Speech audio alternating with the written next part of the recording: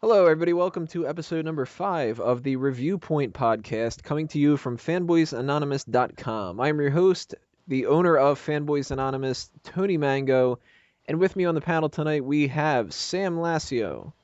Cowabunga. And Mike Paden. Did somebody say pizza? Oh man, I want pizza so bad after watching this movie, because what we were going to be talking about on this episode of Reviewpoint is the latest reboot of the Teenage Mutant Ninja Turtles franchise. And if you're unfamiliar with how Reviewpoint works, it's pretty simple. We take whatever it is that we are putting in our sights for that episode and review it and discuss different parts about it, whether or not they were a hit or a miss, good or bad, if you're not sure about the connotation there. Warning, there will be spoilers, so if you have not seen the movie yet and you do not want to know what happens in it, bookmark this, come back and watch it later on instead of getting a little bit upset at the different plot points that we're going to throw out there that you might not have necessarily known about. So, generally speaking, overall first impressions, what did you guys think of the movie? Were you happy with it? Were you disappointed with it? We all went into it as previous fans of the franchise, so we could have had a chip on our shoulder about it, and we could have thought that it was going to be terrible, or we could have been super excited about it no matter what because it's Teenage Mutant Ninja Turtles. What did you think, Sam? As just a movie, it was good. I really liked it. I was entertained for the time that I was there. It was just a good popcorn flick. From the standpoint of a Ninja Turtles film, it was okay. I mean, it wasn't... I guess I was expecting it to be bad. I went into it not expecting anything, but I guess kind of in the back of my head, I'm like, this is probably going to suck, especially after the, 2007? They did a animated version of it, and that was terrible. Somewhere around that time. Yeah, and I mean, everybody likes to bash on Michael Bay, and then I saw when I saw the Nickelodeon logo on there, I'm like, well, this is what I'm getting. But overall, I actually enjoyed it. Paden, what did you think about it?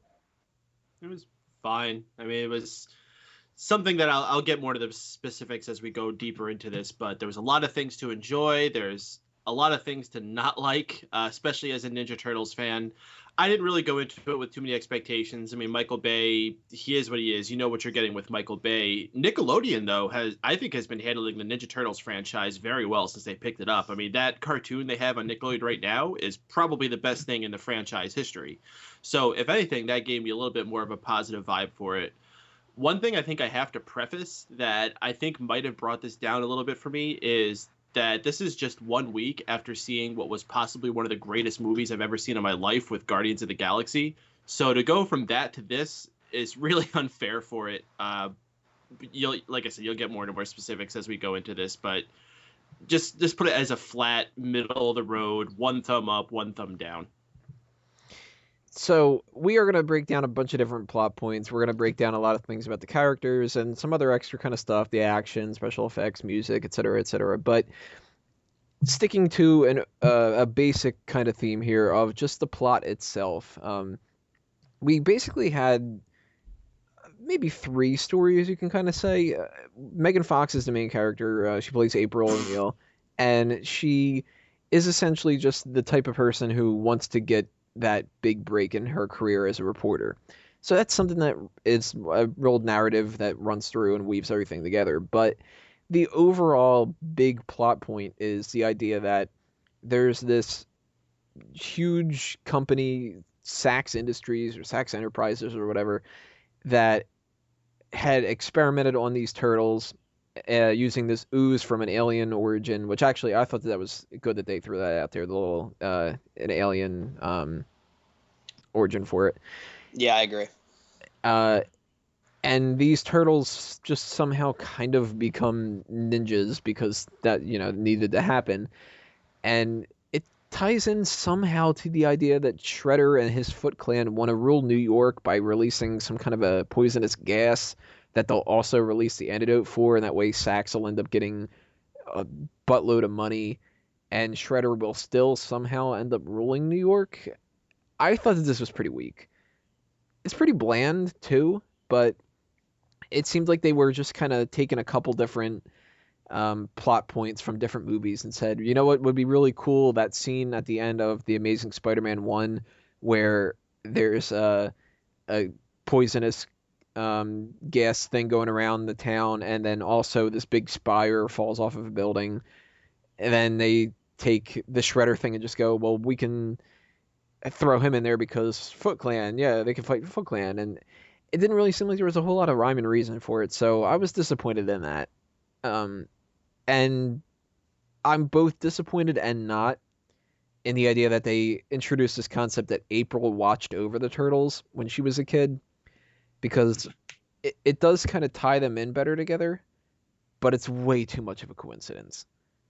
And it's a kid's movie, sure, suspension of disbelief, whatever, but that bothered me a little bit too, because if the other stuff in the movie wouldn't have been so haphazardly thrown together in some certain ways, I would have been able to look past that a little bit more, but it seemed like they kind of rushed certain points and just wanted to get to the action and everything.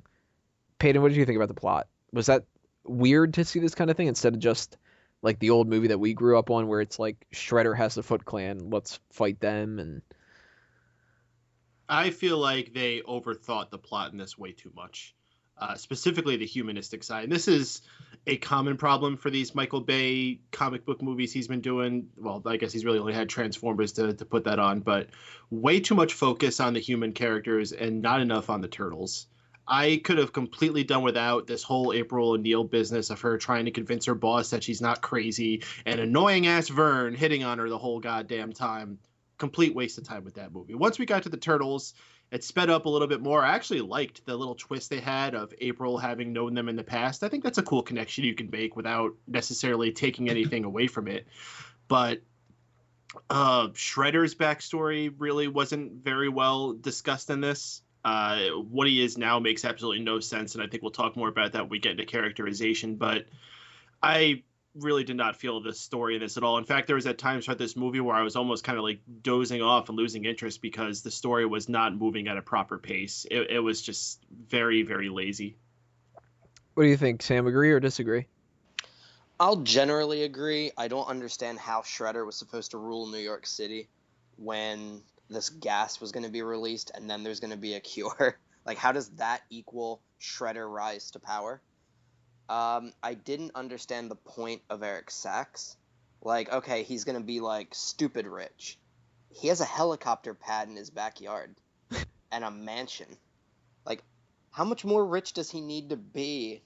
Like, that didn't make sense to me. Like, rich guy just wants to be richer because plot. That's all I really took away from it.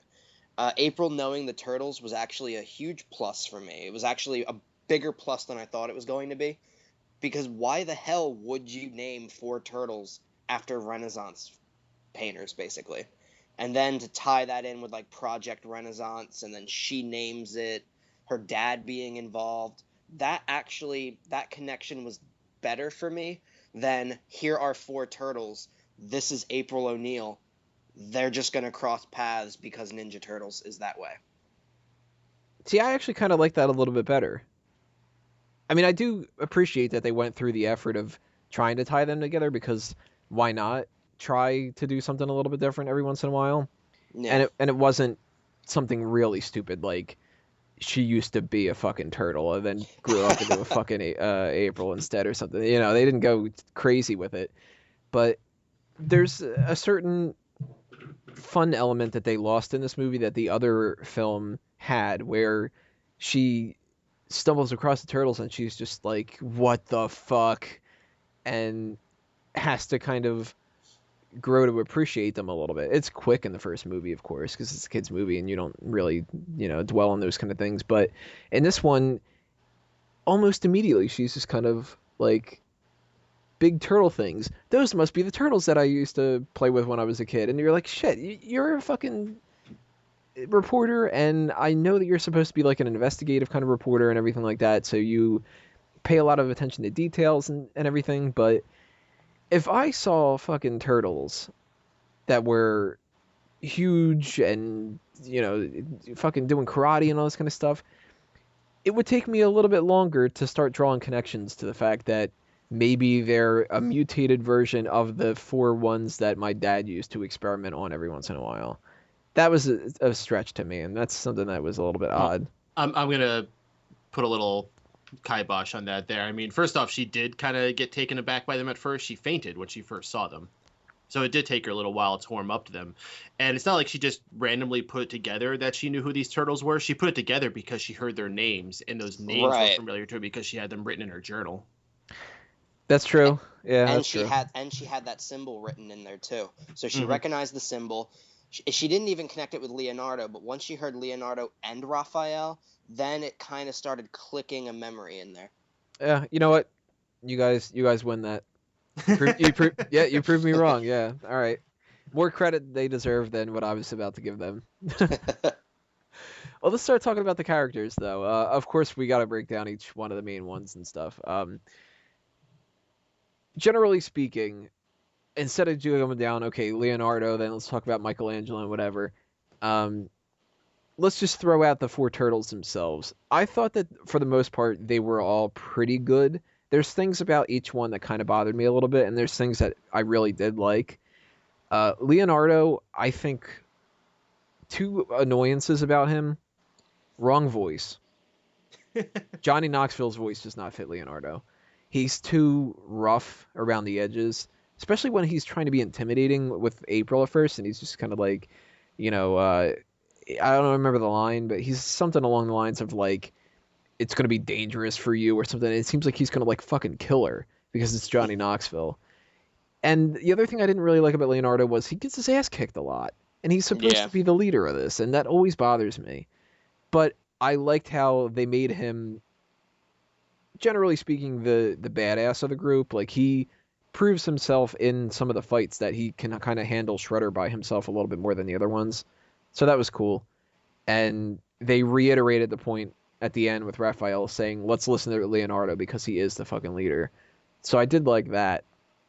I really have like nothing bad to say about Donatello or Raphael. I thought they were both really good interpretations of the characters. And Michelangelo was funny, if not a little bit rapey, which was kind of awkward.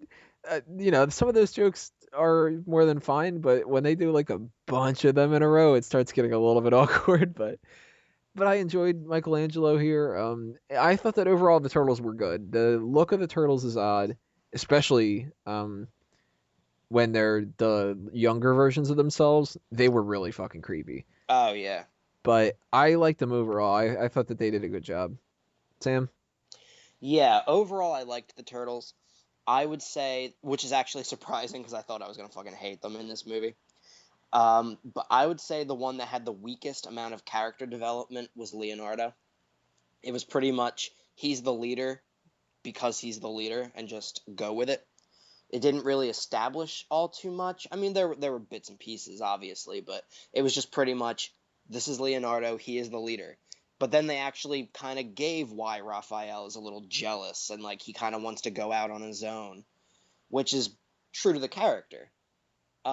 Michelangelo, I think I said this last night when we were talking after the movie. Like in the 80s, he was kind of the one with the skateboards and he was saying cowabunga and stuff like that. In the 90s, he was more like the 90s kid. Still, skateboard culture was bigger back then, but he was a product of the generation that he was representing. And so in this one, they gave him a little bit more of like a, I don't want to say like a hip hop feel, but like not even like a thuggish feel, but like, you know what I mean though? Like he had like the sun. He was down. Right. He was down. And that is who Michelangelo is. He's an impressionable little kid who is going to become the culture that he is growing up in. So I'm sure if Ninja Turtles came out in the 60s, he would have been the Shaggy of the little group. So he bothered me at times with some of his jokes, but overall I thought his character was true to who he was. I think my favorite one was probably Donatello. I liked the modernization of his bow staff, how it wasn't just like basically a long piece of wood. It actually had a little technological bit to it. I liked the little holographic thing he had on his wrist that he would identify with, his goggles. I thought that was all true to who he was, especially now that it's 2014 and not like the 80s and 90s when he's typing on a keyboard. So overall, I would have to say Donatello is my favorite. Michelangelo and Raphael are a little head-to-head, with maybe Mikey pushing it a little bit more for my favorite. And then Leo just was my least favorite, which is upsetting because he was actually probably one of my favorites from the cartoons and stuff. Well, how would you rank them? What did you think about this different version of the Turtles, Paden? I actually think if there's one thing they nailed, it was the Turtles. They made them very enjoyable to be around. I love listening to them talk. I love seeing their colorful personalities shine on the screen. And I think they nailed each one of their individual personalities very well. Yes, Leonardo was a little bland, but that's what usually the leader character is. He usually is a little bit more middle of the road, not really going too far into extremes. So that didn't bother me too much, that he was a little bit blander of the character. And I liked his look. Yeah, I liked his little chest plate that he had on, whatever the heck that was supposed to be made of. I like how he had an I Heart New York pin on him. I thought that was kind of cheesy and funny. Raphael was fantastic. I like how he was the only turtle to have a full bandana over his head. It's kind of like a subtle thing, but even when they're showing the little mini turtles and they're teenagers, he even was wearing like a full bandana over his head, but it was some random like black and white bandana he had on. Yeah. Made him look like the tough guy, the rebel of the group. And he hit all those notes very well. He's arguing with Leonardo throughout the movie. There's even a point where he actually has to go out and fight on his own. I mean, that's just like the Ninja Turtles from when we were younger. There's a point in that movie where Raphael has to be the one guy alone to save the day. They brought that back in this movie, which I thought was a fantastic thing to do. Yeah. Michelangelo nailed him. Fantastic. It was a little out of my generation. You know, there's a lot of things he's talking. I'm like, oh, these stupid fucking kids. This is how they talk. But that's what he should be. You know, it shouldn't be the same Michelangelo that I remember when I was younger that was bumping at things in the late 80s and early 90s. That's what I would have expected for me. But this isn't for me. Michael Bay has said it himself. He makes movies for teenage boys. So Michelangelo is representing those teenage boys very well. I could have done without him dancing to Holla Back Girl, but that's fine. Yeah, that would have been a good removal. Maybe a deleted scene that you put on there if people really enjoy it, but Yeah. Especially when it was during this really serious moment when they're revealing the past of how the Turtles came together and grew up. It was very, very bad timing. But Michelangelo overall done very well. I loved a lot of his one-liners. I think my favorite part of the whole movie, and one of the few parts of the whole movie that screamed fun, because when I call back to Guardians of the Galaxy last week, that movie just screams fun. Everything about that movie was fun. This movie lacked a lot of that fun factor, but if it did have it, it came from Mikey. And in the one scene I think it showed the most was when they're gearing up for their final battle. And they're all in the elevator, riding the elevator up to the top. And Mike's like, DJ Mikey in the house. And he starts clacking his little nunchucks. And you expect the other turtles just to like look at him like, oh, God, Mikey's at it again. But one by one, they all start joining in and getting in the little drum circle. And eventually even Leonardo is like, nah, what the hell? And he starts clanging his swords with it. Yeah. It's really good timing. Tony and I actually said after the movie, I think he was the one who brought it up in the parking lot, that he's like, that should have been Go Ninja. The way that they were doing that song, I thought that they were building up to a quick reference of that. Like in my head, I'm sitting there going, Go Ninja, Go Ninja, Go. And I'm like, fuck, this song is awesome. It really is after all this time. The music from the old films is still great. You know, Yeah, I could deal without Vanilla Ice. I'm good. Another great line from Mikey was when they first see April O'Neil on the rooftop, and Raphael gets in her face all tough. He's like, give us the camera. And Mike's like, oh, he's doing his Batman voice. Yeah. So Mikey saved the fun factor in this movie. And the other person, well, the only one that's left, and I think a lot of people are actually surprising me with saying that it was their favorite of this movie, was Donatello. And he was a fantastic role in this as well. I love the updates they gave him. His Google Glass version 10 that he had on was awesome. The staff was awesome, especially that first moment when they're doing that downhill sequence and he uses the staff to prop that car to flip upside down. And even he knows it's awesome. He's sitting there like, oh, wow. Like just having a total stoner moment as he's seeing the car fly over him. Yeah. Snorts. the whole Turtle crew was fantastic, and the way they worked together as a team, not just individually where they were great as a team, and that was something that I'm glad that they nailed so well, is that these guys worked together to figure out these little situations and the big situations alike.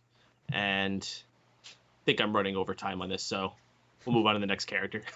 Yeah. So I'm pretty sure that all the turtles get a hit from us. Yes. That regard. Yep. We also have on the main core of the team, Splinter. This one, on the other hand, I'm going to give a big miss to. I thought the look of the character was really childish and really fake looking. I mean, the turtles, of course, are fake too, but the turtles, at least, they looked realistic in the sense that in this universe, I could picture them being mutated turtles. And yeah, I could picture Splinter being a mutated rat, but I could picture him more being a CGI mutated rat. And another thing I really didn't like about him, Tony Shalhoub does not have the voice for Splinter.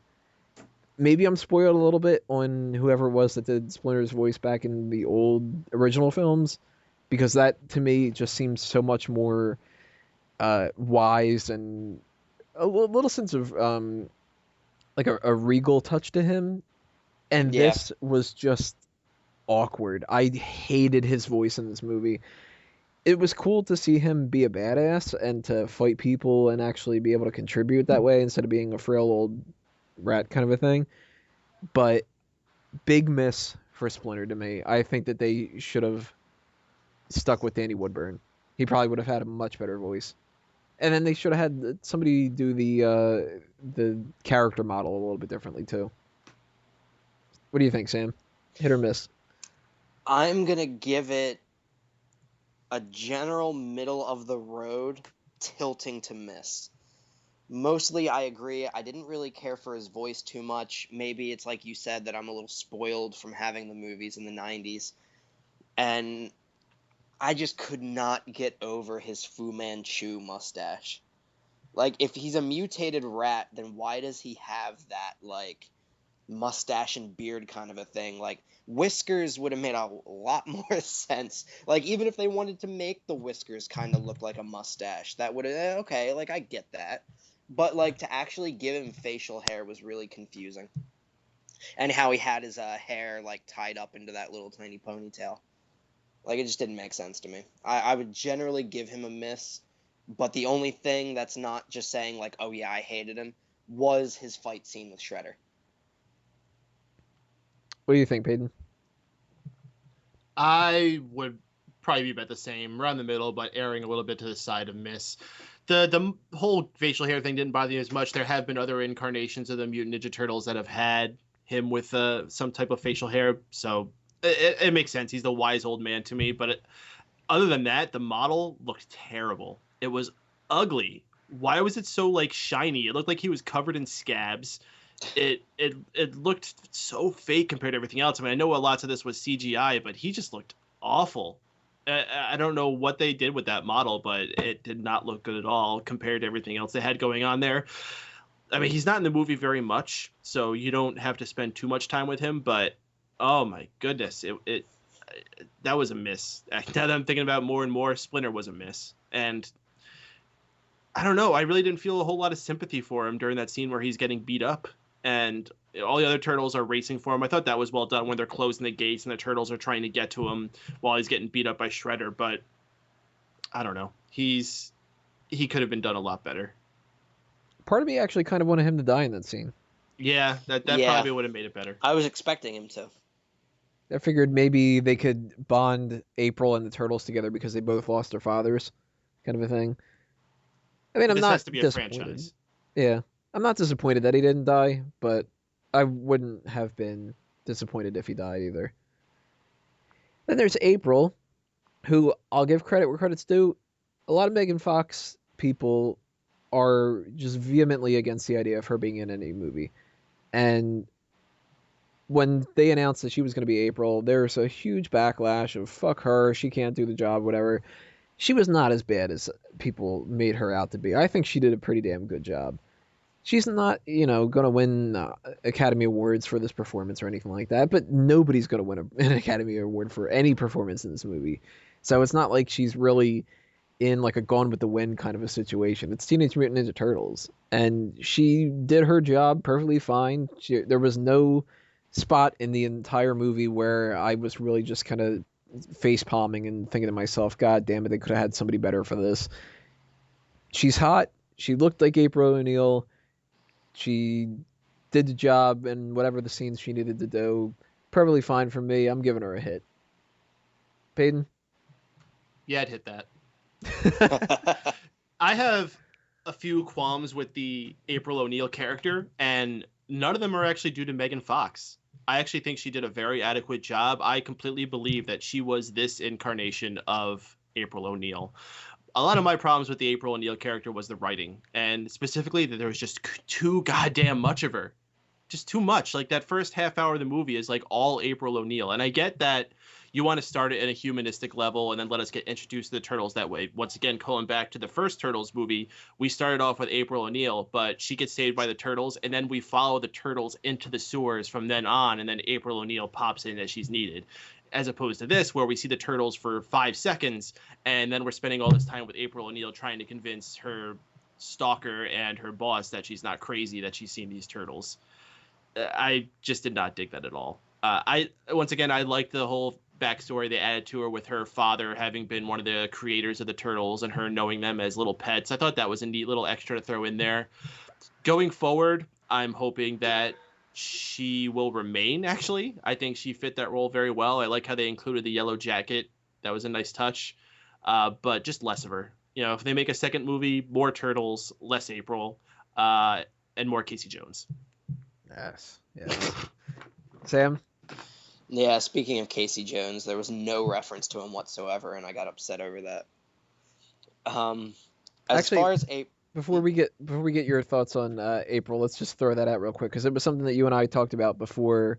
Not before, after we had seen the movie last night. Yeah. The idea that we were bouncing around was when they mentioned the vigilante idea, it could have been such an easy throwaway line that they could have done where they just said something about, you mean that guy with the hockey mask? And it would have thrown out this idea that there's this other guy in New York who's been fighting the Foot Clan that nobody has been able to get a picture of, and that it's Casey Jones.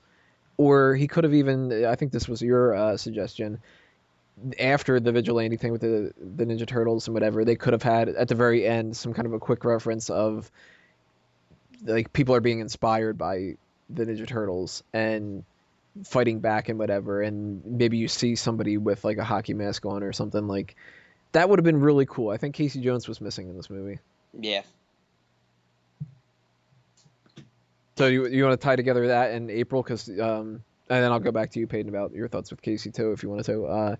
Yeah, would have been something that could have helped April out if she would have had Casey Jones as her backup person instead of Vernon, or was April fine the way she was in this movie and we'll deal with that later or something?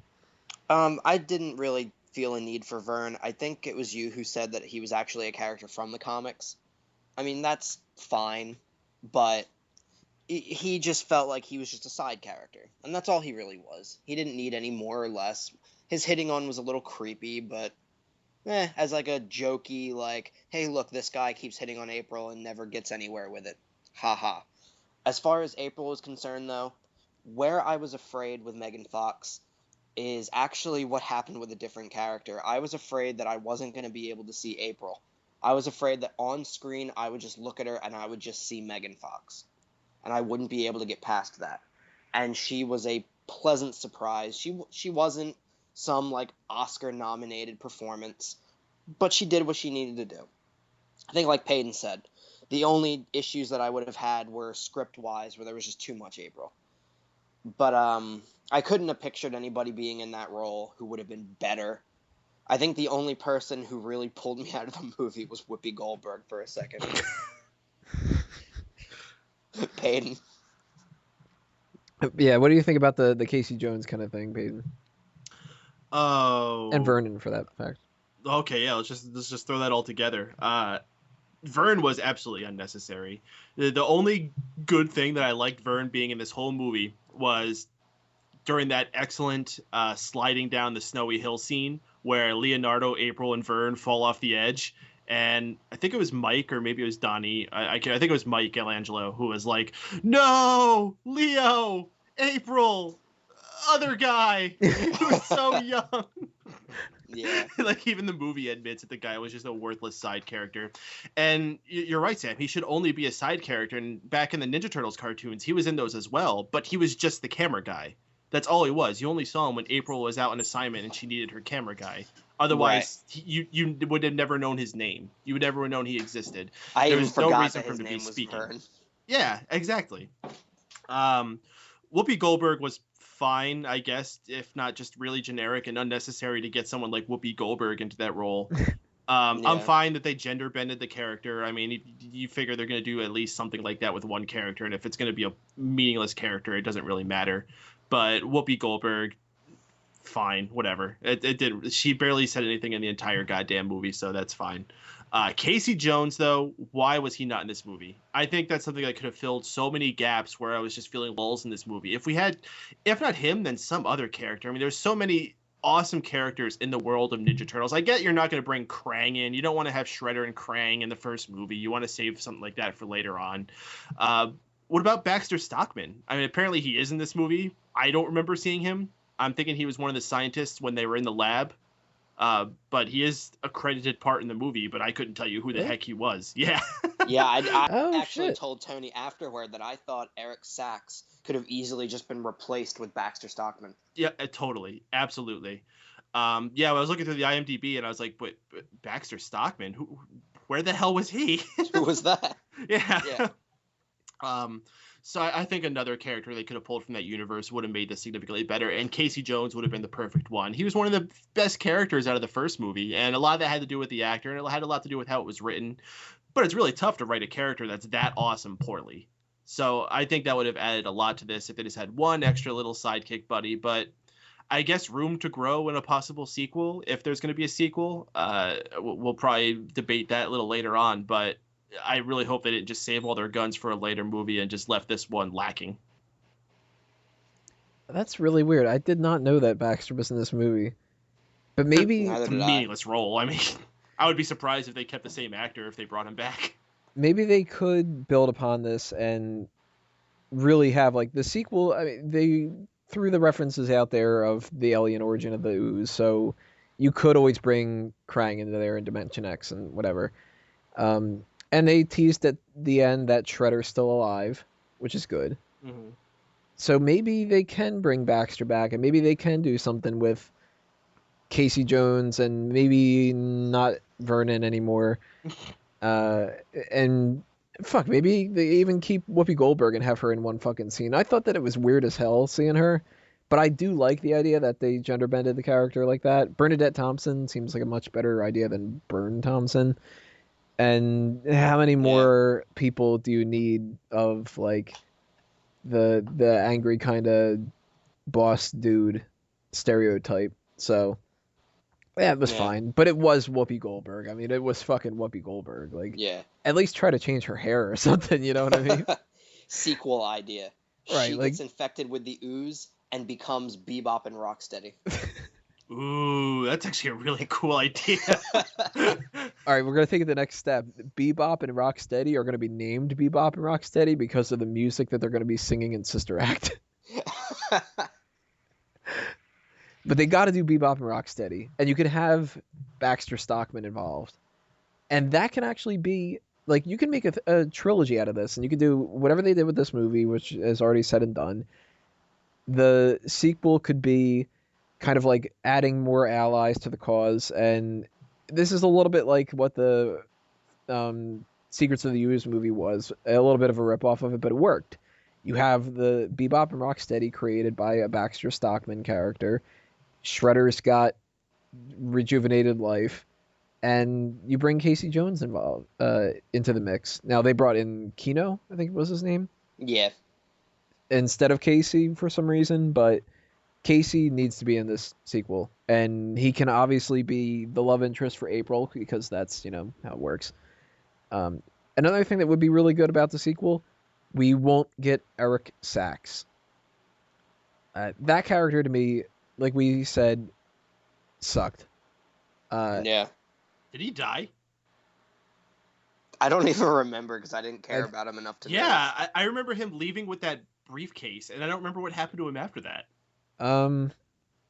Vernon hit him with something. Oh, it's right. He hit him on the head with a microscope. He might not have died.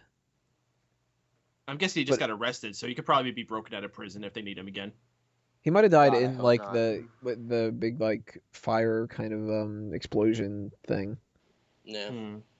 I hope he did, because this character was stupid. And you know what really bothered me about it too? A lot of people were going with the idea that he was going to be Shredder because of the name Eric Sachs and that's close to Oroku Usaki. They didn't need to do that. And you went out of your way to name a character Sachs? Like, was it just because you thought that it was funny? Sachs Industries? You could have named the character anything in the world, and you name it something that is... Like, kids are going to make fun of. You could have named him, like, Timothy Balls, basically. It's a rich guy's name. Sachs. Just, generic villain. And we were joking after the movie, you know, whenever that guy, I can't pronounce his last name, Fichtner, I think, or Fichtner. Mm-hmm. Sure. I never know for sure.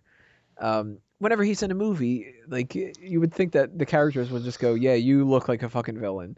Because he's never a fucking hero in it or anything. Yeah. The very first scene that April and Eric are together in that big party or whatever it is, like, he just screams out villain. Yeah, I think it was like the first thing he said at that, it was the last thing he said at that press conference that he was doing in the beginning of the movie, where he's like, if someone lights a fire to my city, I will be there to put it out. And I'm like, that's kind of a dark analogy, but okay. Yeah, so I was not digging that character. He's a miss for me. Paden, what do you think about Sachs? You know, I get this feeling that the guy who played him is actually a very good actor. So I don't want to take too many hits off him. But again, I think this might be another victim of writing.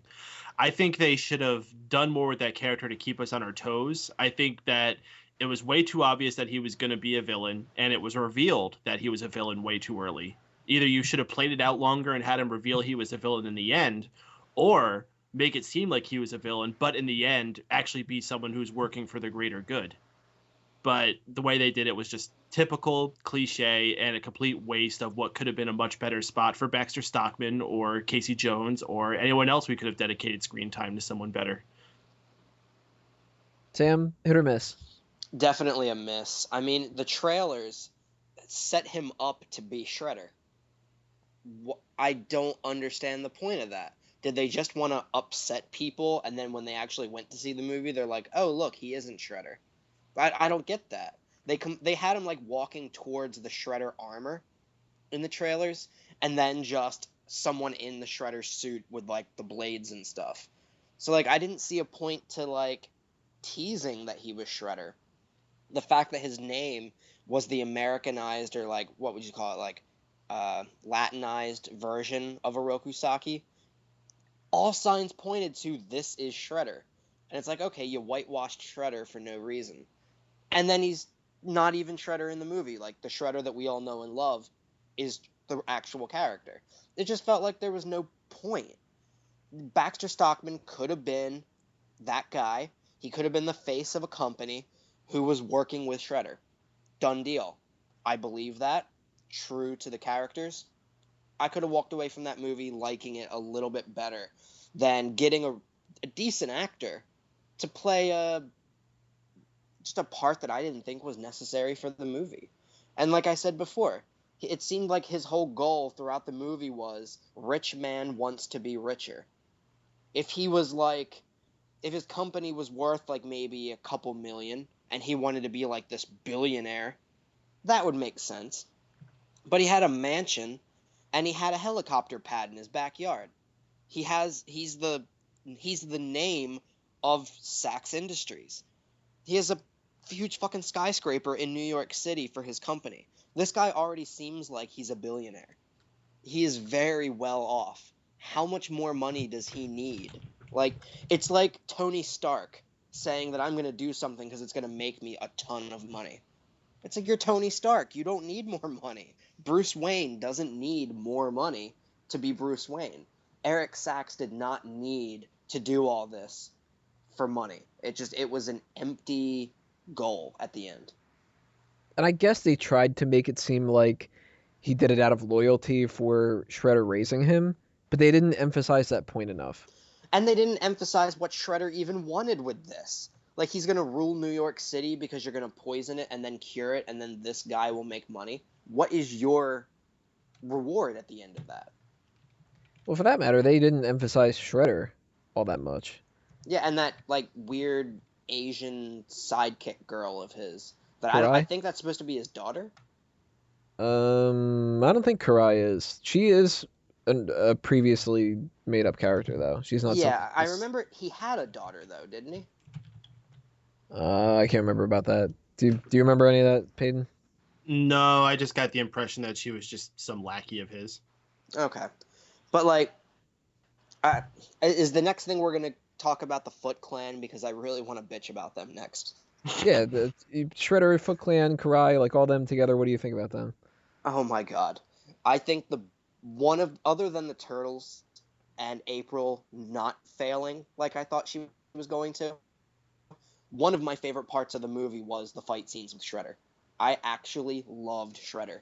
The fact that they said, like, we're going to take your armor to the next level.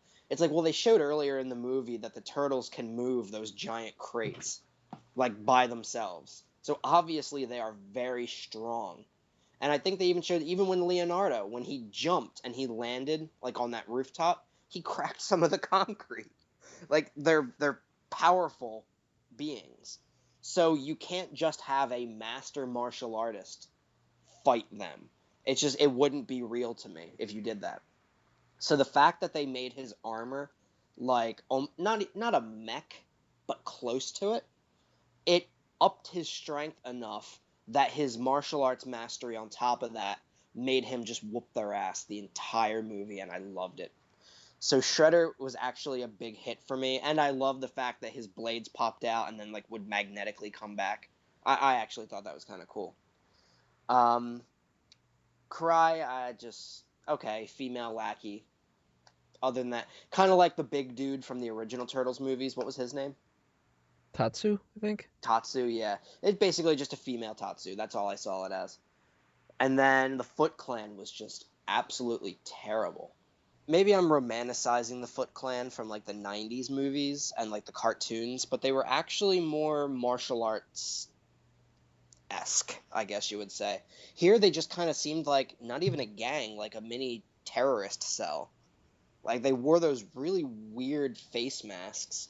They wore, like, ninja-esque suits, but then they just had guns, and they didn't really fight. Like, I know in the 90s movies they were basically, like, adopting kids into the gang, but if you remember, like, they were training them in martial arts anyway. Like, they had these huge, like, arenas where they were training to be a member of the Foot Clan. Here it just seemed like guy with gun, guy shoots gun, turtles beat up guys, end. I didn't care about the Foot Clan. They were just guys with guns they were basically just there. I felt like they were just thrown in there and called the Foot Clan. I don't believe that they were the Foot Clan. I mean, obviously they were. It's not like I think, oh, well, we're going to see the real Foot Clan in the second Turtles movie. But they weren't the Foot Clan to me. They were a complete waste, and I think they were a huge miss for the movie. But Shredder is definitely a huge hit for the movie. And then I always forget her name, but the female, like, head of the Foot, I didn't care about her either. She was a miss. Maybe if they hear enough people complain about it, they could do something in the sequel where, like, Shredder had this group of people in the Foot Clan that were like the Americanized troops. And well, Americans always used guns, so that's why they had guns, but they didn't get the job done. So let me bring in my elite pack of people that are actually like the martial artists and stuff. That might be a way to get around it. I would like that. Well, when it comes to Shredder, Karai, the Foot Clan, and that whole group of people, what did you think about that, Paden? Hit or miss? We'll talk about our main villain syndicate. The Foot Clan was an utter disappointment. when I think back of the Foot Clan of old, it was this really mythological group with awesome fighting skills and this really great feeling of almost like a family outside of just being this crime syndicate. They were these people who took each other as brothers, and they protected each other, and they shared knowledge with each other, and they shared living space and items with each other. What was that one thing the kid gave up, like a Walkman to give up some cigarette to get some cigarettes or something like that? Like they had their own society amongst each other. This, not at all. I mean, there is like no difference between the Foot Clan and like ISIS to make it a little like current event wise. There's that one scene where they're like, this is what I'm going to unleash in the world, and they just grab one of the random Foots and shove poison down his mouth. It's like, why do any of these guys want to stick around after they did something like that? Like, why do you want to keep working for these guys? That was really poorly done. Kurai was a complete waste. Just another stupid character that they could have dedicated screen time to somebody better. And for that matter, I thought she got taken out like halfway through the movie. When she called them out in the subway, didn't they like take out all those guys and tie them up with rope and shit like that? How did she escape that? They never really explained that very well. That's because true. Ninjutsu. Yeah, okay. I really never even got any kind of impression that she knew how to fight, or any of the freaking Foot Clan people knew how to fight. The freaking putties from Mighty Morphin Power Rangers fought better than they did. I was thinking the putties. Shredder, oh boy. I have to kind of go in the opposite direction of Sam on Shredder. I really did not like him. I thought the suit looked cool, and I like the idea of what they were doing. I think they just overplayed that one trick that he had of popping those blades out and shooting them in and out of his knuckles. Yes. Like, I thought Shredder was so awesome as a martial artist. And I get what Sam makes a very good point, that if you make the Turtles a little bit more superhuman, you have to make something more for them to contend against. Well, you kind of put yourself into that hole. But the way I see it, you either have to go all the way with it or nothing. My favorite scene with Shredder was that first scene where he's sitting there all tied up and the guy goes to fight him and he just like grabs his arm under his chin and like breaks his arm and takes him down, all while keeping his hands and feet tied behind his back. That was super badass. I never got a feeling that he used those skills all that time he was in the suit. I never really saw him as any kind of great fighter while he's in the suit. He's just using his big, beefy arms because of the armor while people are throwing fists at him, and then when he gets a chance, throw out his blades.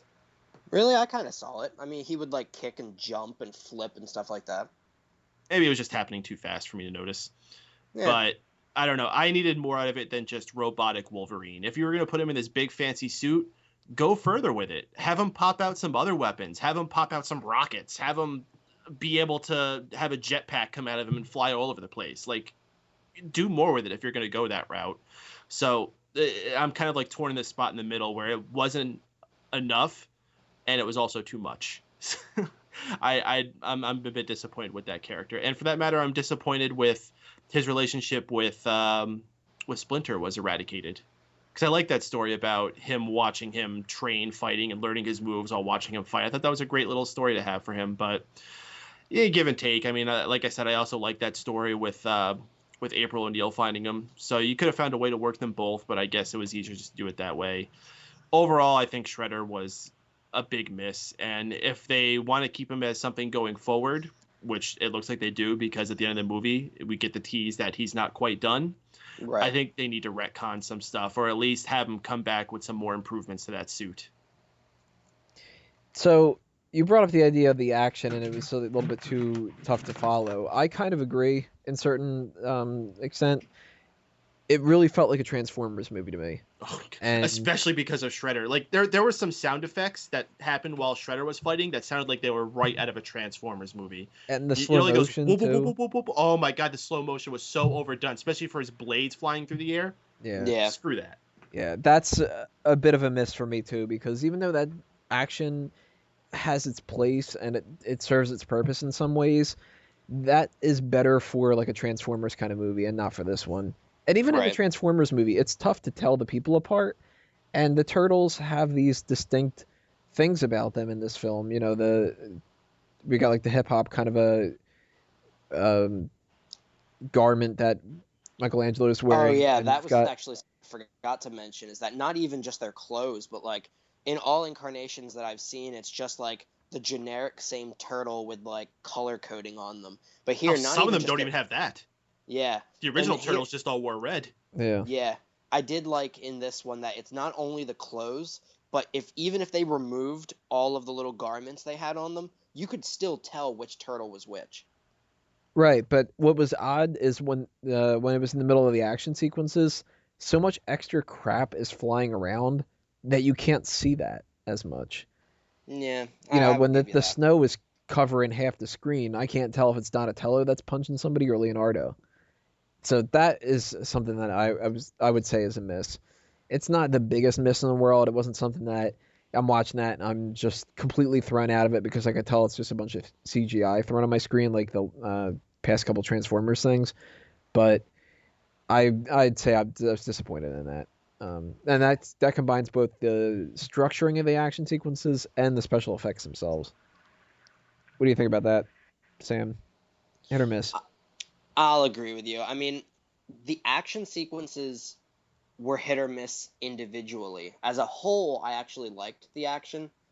The downhill slope was really cool, but I agree that it just seemed there was too much going on. But the fights with Shredder, again, they actually kind of blew me away sometimes. Not the initial fight with Splinter. That just kind of was to show him off a little bit. But that last scene where he's trying to release the gas and the turtles are after him and he basically whoops their ass and they're just like, all right, what do we do? Let's try this. Doesn't work. All right, let's try this. Doesn't work. I was actually liking that. It was showing just how powerful Shredder actually is. And I don't know if I liked it or not when they were like, you want to play Buck Buck? And like, what do you mean? Oh, Buck Buck. Like, okay, a little nod to their childhood games they would play.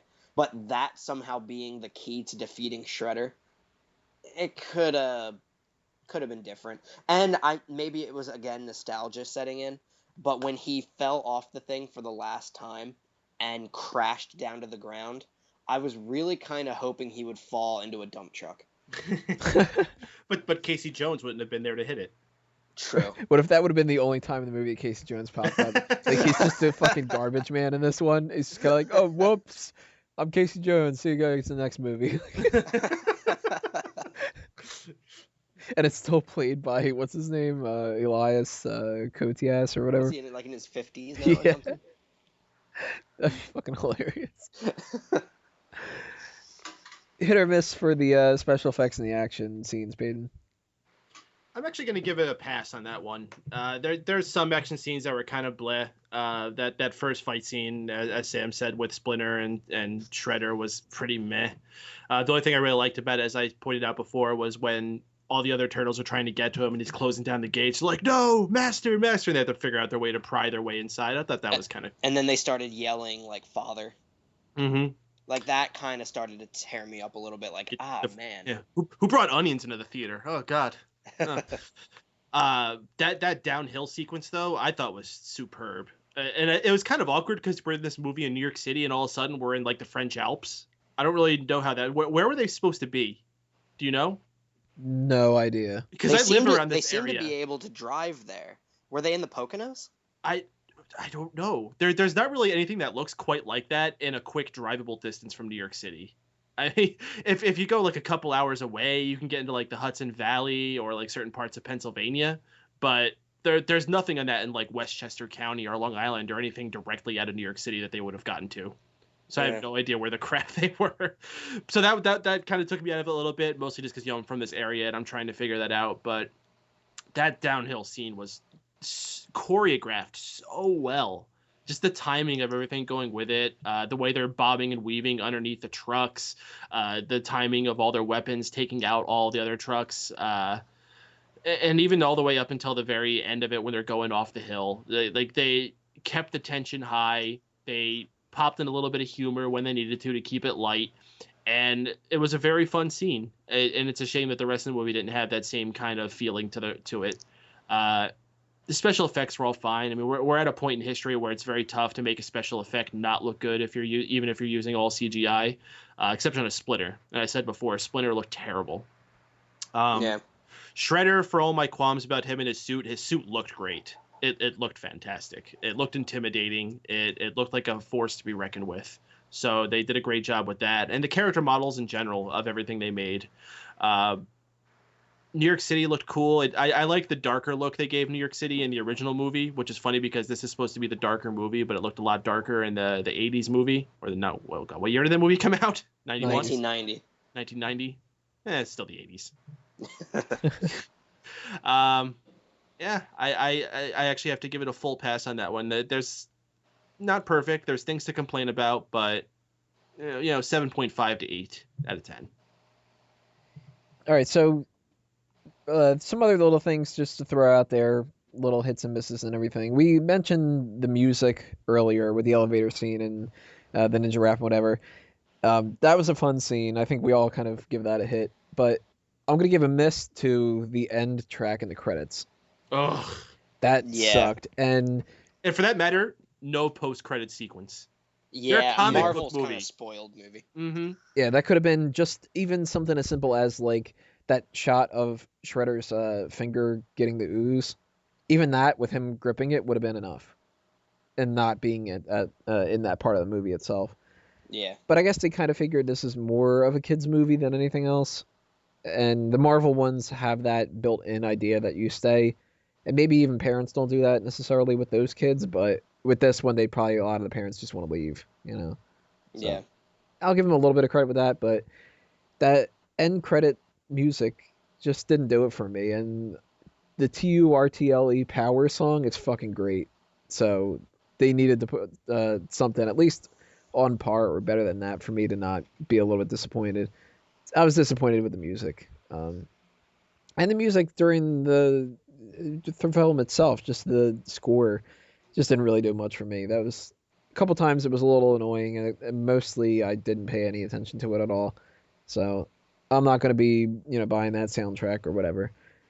Hit or miss, what do you think about the music, guys? Paden? I honestly don't remember most of the music. I mean, it's once again coming off a movie like Guardians of the Galaxy where the music played such a big impact on it. I usually don't think that songs in a movie play that much of a part of it, and that's coming as a movie maker. I sound is a very big thing, but music, especially discernible music of songs is usually not.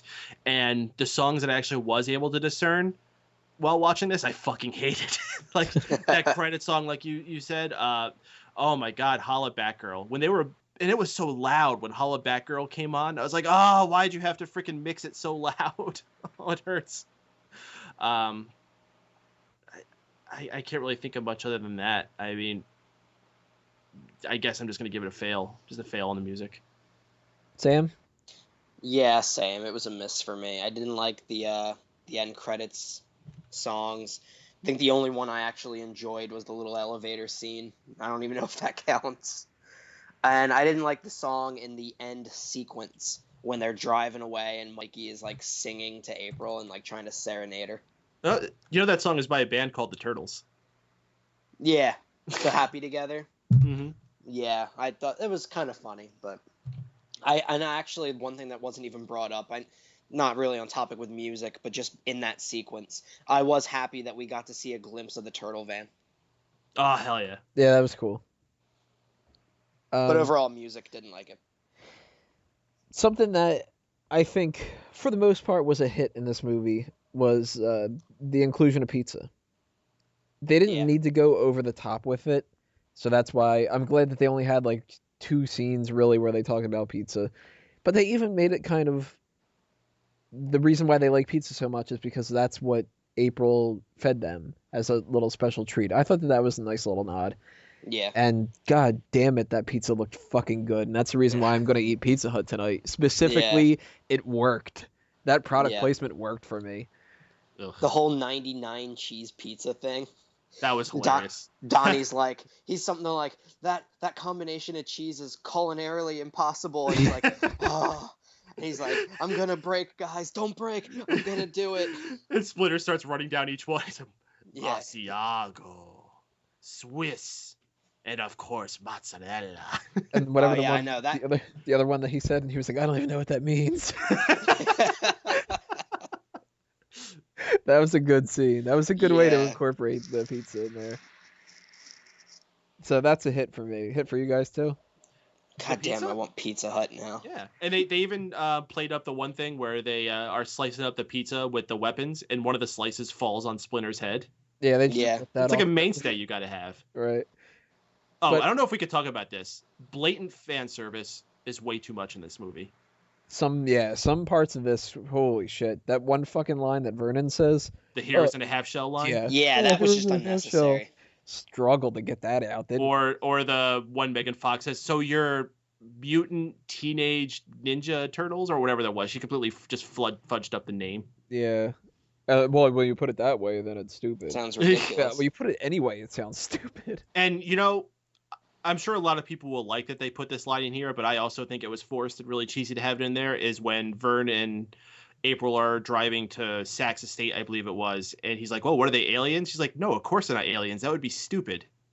It's like, okay. I actually thought that was kind of funny. Yeah, I figured most people would like it, but it was just unnecessary. Why even bring it? It was unnecessary, but just with the whole backlash they got for that, I chuckled at it. I won't lie. The line with the Teenage Ninja Mutant Turtle things, I think that they could have pulled that off if Whoopi Goldberg had said it and nobody else. If she would have been like, so you guys are what you are, and, you know, cut that line out from April, and then April's explaining it, and Whoopi's just like, you realize how fucking stupid this is? You're telling me that these Teenage Mutant Ninja Turtle things are whatever. Then that could have came off as like, yeah, that does sound stupid. Yeah. Not her being like, so you guys are turtle, ninja, teenage mutants? Yeah. Is that the order? Like, you know. So that, yeah, the fan service was really bad in that. And you could tell that the people that were writing this are fans of the source material because they included stuff like the scene of the pizza landing on Splinter's head, or the turtle van, and, you know, they did that kind of. There's actually the Utrom references in the painting, which I'm not too familiar with that, so I can't really explain it that much, but it's something about the whole Krang and Shredder connection. So they've got that in like that big painting mural thing that Sachs has in his mansion. Yeah. So they do have their background stuff, and they do have, you know, we mentioned a couple different times, the alien origin of this ooze, so that's probably going to bring in Dimension X and whatever, as a way to do fan service. But they did hit a couple things really too hard. That Heroes in a Half Shell line was really awful. And it comes out of nowhere, too. Mm-hmm. Yeah. How would you ever say Heroes in a Half Shell? That was low. Yeah. I think it would have made more sense if the Turtles had said it. Yeah, if Michelangelo would have referred to himself as that or something. Yeah. And even the way they put pointed out Cowabunga, when like Raphael's like, Mikey, what's that thing you used to say all the time? Yeah, say it now. Cowabunga. Mm-hmm. I actually kind of liked that. Where he's like, you know that thing you said when we were kids that I told you never to say again? He's like, yeah. He's like, all right, say it. He goes like, all right, I've had this one bottled up, you guys. And then he says it like, I'm like, all right, I liked that. And I did like when Raph said it at the very end. I'll give them that. That at least I liked. I can understand if somebody didn't like it, but at least for me, that it tickled my funny bone a little bit. So what other little kind of things do you want to take shots at or give praise to, Paden? One thing I definitely want to give praise to is that opening sequence where it was drawn like a comic book. I thought that was really well done. I thought it looked awesome, and I liked getting the origin story of the Turtles that way. I thought that was done excellently. And also, I want to point out that I saw this movie in 3D, just because the showtime was more convenient, not because I necessarily wanted to see it in 3D. But that part specifically looked awesome in 3D. Everything else just kind of like blended in. I don't know if anybody else get this, but eventually when I'm watching a movie in 3D, there gets to this point where I just don't see things in 3D anymore. Everything just looks kind of like flat. So most of the movie, I didn't even notice that I was seeing it in 3D. But that first part, oh, that looked fantastic in 3D. I really think I got a lot of my gripes out of the way. I mean, we praised how everything looked as far as the models and Shredder and the fights. The unnecessary screen time dedicated to characters that didn't need to be there. We could have had better people. That's really the big things you're going to come away from this movie. Sam, anything else you want to throw out there that we haven't mentioned yet? 3 points that I can think of off the top of my head. One that I just thought was really funny was at the very end when they're doing the credits and Raphael and Michelangelo pretend to be the breasts on the Victoria's Secret billboard. I thought that was really funny. Another good one that I can think of is right before they start sliding down the slope when they're, I don't know why, like, I guess maybe it went over, not over other people's heads, but like they just didn't pay attention to it, but I just thought it was funny, was when they realized that they're bulletproof. I just thought that was kind of funny. But then one that I really didn't like, I'm trying to remember it now because it just slipped my mind. Crap, come back to me. I'll have to think about it. All right, well, I have something else I thought of, actually, I wanted to bring up. So I don't always do it, but since this was a special movie for me, I wanted to get a little dressed up for the occasion. So I have this Teenage Mutant Ninja Turtles hoodie that I freaking love that I decided to wear to it. Plus, it's a good idea to wear a hoodie in movie theaters because it's usually cold. But I was like, oh, that's really all I got. What else can I do? I had these green and yellow shoes. I'm like, oh, that looks kind of like a turtle. I'll put those on. It matches my jacket very well. And then I was looking through my shirts to try to find a good shirt to wear with this. And I grabbed an orange shirt that I had that I thought would be perfect to represent Michelangelo. And this shirt also happened to be a vintage style orange Crush t-shirt. Now, little did I know going to see this movie that Michelangelo not only would be giving severe product placement for Pizza Hut, but not one, but 2 references to Orange Crush as well. So that felt kind of cool. I like as far as product placement goes. Oh, I remembered the one that I didn't like, actually, was at the very end when they're healing Splinter. And he's like, why isn't it working? And he's like, Michelangelo, come closer. And then he's like, what'd he say? Get your knee off my chest. Oh, and then he lifts up. Like, I actually kind of thought that was kind of stupid. I wasn't a fan of that. I could have gone without that joke. Yeah, give or take. It didn't offend me, but if they would have... yeah, I mean, I'm really nitpicking with that. Like, I think it's a good twist on the Yoda thing. Yeah. You should have just said there's another Skywalker. Just go ahead and go for it. Enter Venus. That actually would have been... I wasn't looking for it, but if April... Even if they didn't do it, because I didn't like the whole idea of Venus, but if they just had April go, wait a minute, wasn't there 5 of you? And they're like, wait, were there? And she'd be like, no, it was 4. Well, maybe even just something like that. Wasn't there another one named Rembrandt at some point? Really? I vaguely remember hearing that. Maybe it was like a fan fiction thing or something like that, but Rembrandt seems a little familiar. God, I sure hope that's not canon. Well, they've had much, much worse stuff than just adding another turtle. If you look at different villains and stuff, it's ridiculous. Yeah. But final thoughts, if you had to say whether or not the movie itself is a hit or a miss, when you boil everything down, all the positive and all the negative, what would you say? Paden? It's tough. I mean, like I said, last week I just saw Guardians of the Galaxy, and if I was going to recommend anybody to go see a movie in theaters, it's that one. If you're a huge Turtles fan, I guess it doesn't hurt to go see it, but I would say this is a red box movie. I mean, once upon a time, you had to see a movie like this in theaters to get the full experience of the big screen and the loud noises on the stereo, but most people have home theaters now. I would save the money. See for $1 what you would be seeing for $9 at a movie theater, if not more, depending on where you go. It's fine. It's not going to go down in history as the iconic representation of the Turtles that I think a lot of the other things have, like the first couple movies. And even for present day, as I said, that television series on Nickelodeon is one of the best things in the franchise's history and blows away this movie leaps and bounds. It was fine. It was a fine waste of an hour and a half, but it's not something I'm going to say, you have to see this movie now. It was amazing. Go, go, go, go. No, I say wait. Or I'd say go Ninja, go. Sam, hit or miss overall? Overall, taking everything into account, I'll give it a hit. It's not a huge hit. And if someone's going to say, okay, well, would you recommend we go see this in theaters? I'd say, okay, well, did you see Guardians of the Galaxy yet? Did you see Dawn of the Planet of the Apes yet? I'd even be inclined to say, well, did you see Lucy yet? I didn't see Lucy, but I heard people tore it apart. But I would at least run down a couple movies to be like, well, if you saw all those, go see Ninja Turtles. But if you haven't seen those, then definitely I would say wait for this, and like Paden said, maybe just red box it. But I wouldn't tell people not to see it. I enjoyed it. I didn't expect too much going into it, and I came out entertained. So, and that's all it really should do.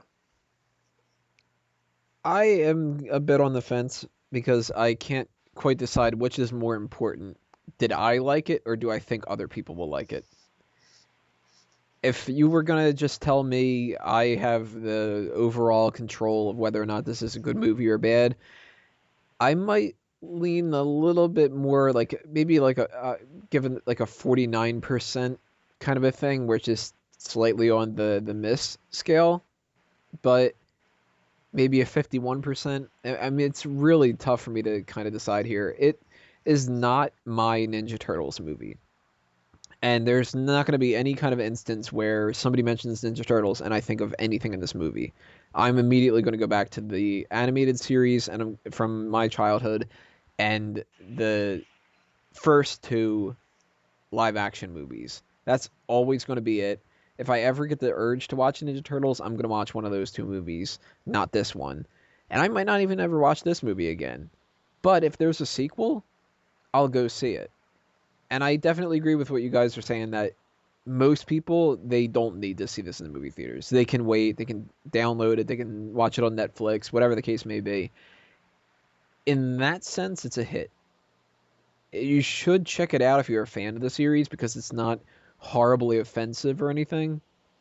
And it's even not something like a Ghost Rider where if you're a fan of Marvel superheroes, you'll probably go check it out, but it's such a fucking terrible franchise that you shouldn't bother. If you like Ninja Turtles, you'll probably at least be okay with this movie. So, gun to my head, I think I'd end up going with a hit, but it struggles to get that hit. It's certainly not a bullseye from my point of view. Yeah, I think the biggest reason I would tell people to go see it is because I'm really scared that this movie isn't going to make money. And if this movie doesn't make money, we're not going to get a sequel. And there's a lot, it's not one of those movies that, like, I need to see Ninja Turtles 2. But there is so much potential that I see that was from this movie that even if this movie wasn't the hit, I think you have the door open to introduce elements that would be interesting. And I would definitely like to see Krang in the second one. I would like to see Casey Jones. And it's my want to see those characters that I want this movie to succeed. Well, this movie is made by people with a lot of money. I mean, Michael Bay's film company has a lot of money. Nickelodeon has a lot of money. I believe Paramount was a distributor of it. They have a lot of money. So if they want a sequel to be made, a sequel will be made. And if they see that this one didn't make a lot of money, hopefully they'll realize that there was a lot of mistakes made in this one and try to correct them going into the next one, similar to how we had with the G.I. Joe movies. Yeah. I have a quote I want to close my bit out on that I found here. This is from the Facebook page for Rocket Raccoon, one of the characters from Guardians of the Galaxy. And he just posted this about 10 minutes ago via our recording time. And it is, Kung Fu turtles are cool and all, but I could blow a 3-foot hole through each of them. I assume their film will do well, but it's nothing but a pile of stinky sloth when it compares to our film. So before we say goodbye, we're going to go around the room one more time to give everybody a chance to fill you in on some of their projects and different things that you should look out for. Sam, anything you want to plug? You could just check me out on, I post occasionally on the Facebook page for Fanboys Anonymous. I tend to try to update the Tumblr page as much as possible. I will be on the Daceman show in September, where he's going to do a science related Daceman episode, and I'm basically going to be there as the scientist that makes sure they don't kill each other. And Paden? Please stay tuned to everything going on megapowersradio.com. We are going to be having a new show debuting this Sunday, which will be up on fanboysanonymous.com as well, called Nerd Court, where we settle all the biggest arguments going on in the geek world. In our debut episode, we are going to be settling, will sex with Superman kill Lois Lane? Going to have both Anthony and Sam on that episode, as well as a few other fanboys and fangirls joining us. It's going to be a first time ever for this, so it's definitely going to be something unique, unlike anything else that we've seen on any of our shows, so definitely be on the lookout for that one. And also, all three of us, as well as other fanboys and fangirls, will be in attendance at New York Comic-Con, upcoming this October in New York City. So if you are going to be in the area for that, be sure to hit us up, look for us. We're going to be looking to have a lot of fun while we're there, and we'd love to have it with you.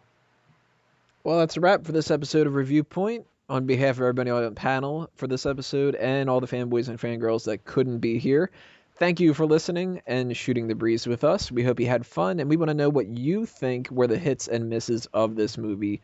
So leave those comments below. Make sure to subscribe on YouTube, iTunes, Stitcher, wherever you're listening this to. And stay tuned for everything else coming your way from fanboysanonymous.com. This has been Review Point Episode 5. I'm Tony Mango, and I am a fanboy. See you next time, everybody.